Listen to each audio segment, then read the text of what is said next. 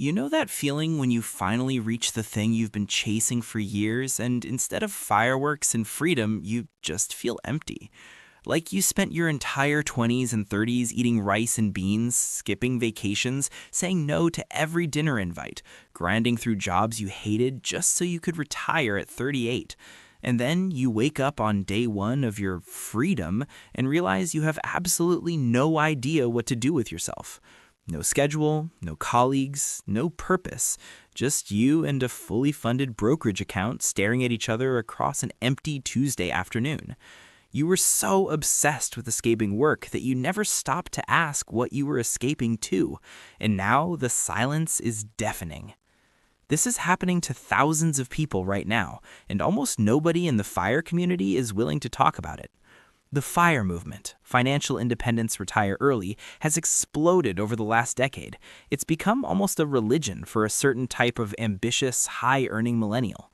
The promise is intoxicating. Save aggressively, invest wisely, hit your number, and never work again.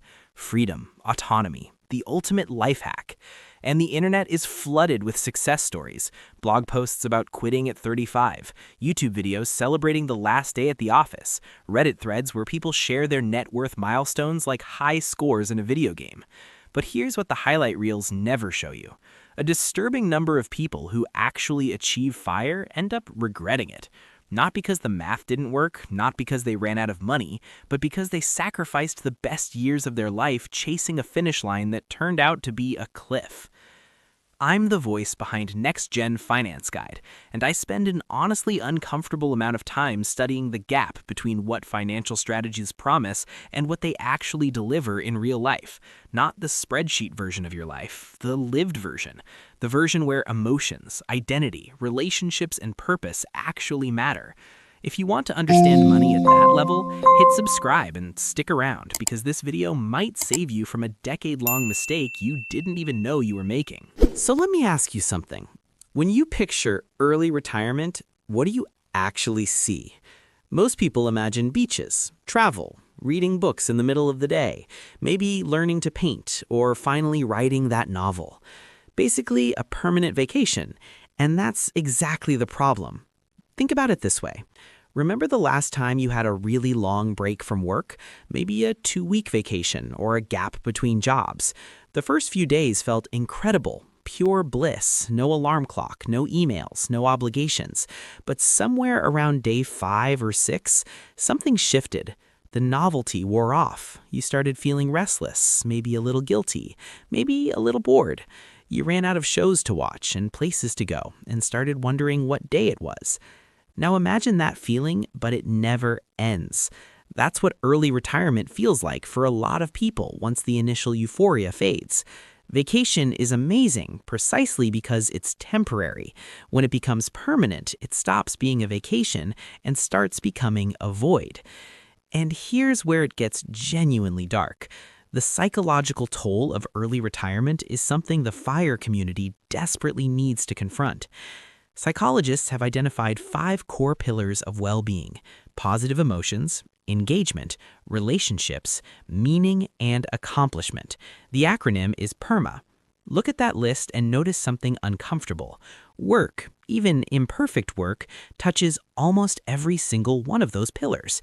It gives you engagement through challenging tasks, relationships through colleagues, meaning through contribution, accomplishment through progress and recognition. When you remove work from your life, you don't just lose a paycheck, you lose the scaffolding that held your psychological well-being together. And most FIRE enthusiasts never build a replacement structure because they were too busy optimizing their savings rate to think about what comes after. Research from the Institute of Economic Affairs found that retirement increases the probability of clinical depression by 40%. And a study published in the Journal of Happiness Studies found that retirees who lacked a sense of purpose experienced a significant decline in life satisfaction within the first 2 years, regardless of their financial position. Let that land. You can have $2 million in the bank and still be miserable in retirement if you don't have something meaningful to do with your time.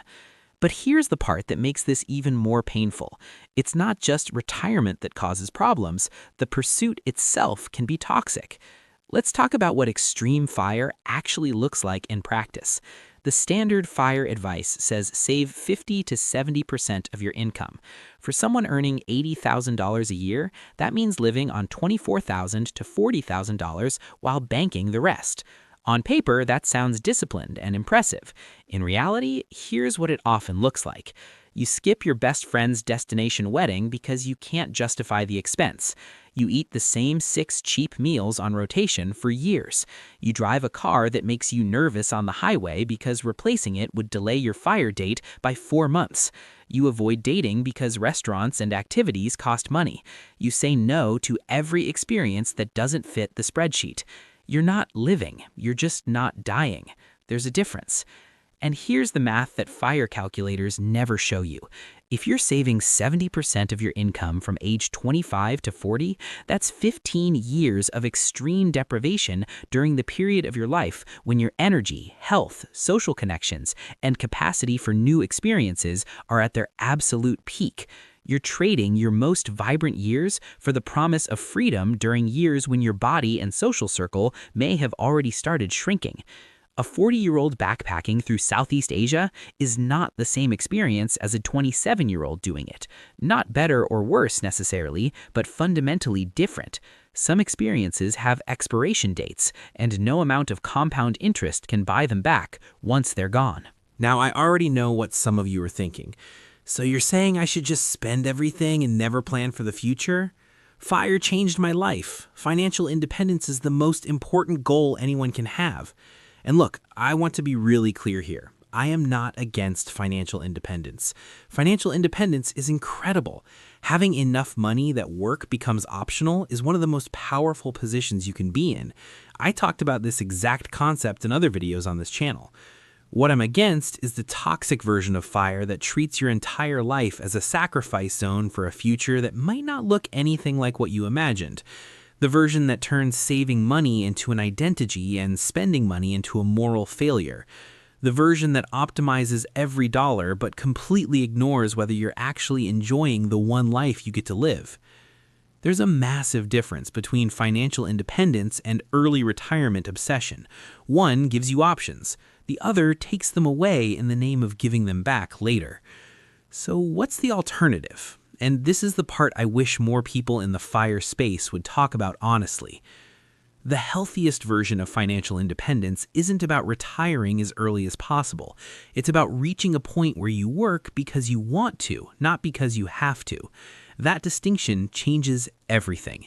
Instead of saving 70% of your income and being miserable for 15 years, what if you saved 30 to 40% and reached financial independence at 45 instead of 38? You'd still be financially free years before the traditional retirement age. But during those extra 7 years of working, you would have actually lived, traveled when your body could handle it, built friendships that lasted, invested in experiences that shaped who you became, pursued work that was meaningful instead of just lucrative. The person who retires at 38 with $2 million but no relationships, no hobbies, and no sense of purpose isn't free, they're just unemployed with savings. Freedom without fulfillment is just a different kind of prison. And this isn't theoretical. The FIRE community is quietly filling up with these stories. There are bloggers who retired at 34, celebrated publicly, and then quietly went back to work within 2 years because they couldn't handle the lack of structure. There are Reddit threads with thousands of upvotes where early retirees admit they feel more lost than they ever did in a cubicle. There are people who optimize their savings rate so aggressively that they destroyed their marriages in the process because their partner didn't sign up to live like a college student until age 40. The ones who are actually thriving in early retirement almost always share one thing in common. They didn't retire from something, they retired to something. They had projects, passions, communities, and missions that were waiting for them on the other side. The retirement wasn't the goal, it was the vehicle to reach the goal. And that difference is everything. Look, financial independence is one of the most worthwhile goals you can pursue. I believe that completely. But the way you chase it matters just as much as whether you catch it. If you're grinding through your 20s and 30s in survival mode, saying no to everything, optimizing every dollar, and treating your life like a spreadsheet, Please stop and ask yourself one question. When I get there, what am I actually going to do? If you don't have a clear, honest, excited answer to that question, you're not pursuing freedom. You're just running away from something. And that's a race you'll never actually win, no matter how big the portfolio gets. Build wealth, absolutely, but build a life alongside it, because your future self doesn't just need a funded account, they need something worth waking up for.